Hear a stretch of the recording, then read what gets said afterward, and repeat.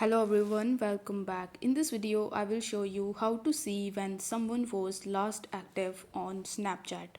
So in order to do it, you first need to launch your Snapchat application. Now over here, you need to tap on your chat tab in the bottom. Now once you tap on the chat tab, you will be able to see the list of all those people with whom you can chat into Snapchat. So you just have to select the profile of that particular person, the last active status of whom you want to get. So once you tap on their profile in the top left corner where their name is, you will be able to see their active status.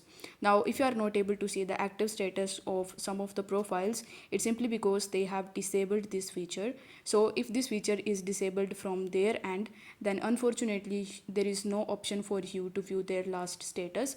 But if that option is enable by them on their end, then you will be able to see their last active status on the right side of their name.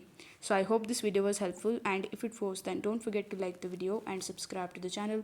Thank you so much for watching.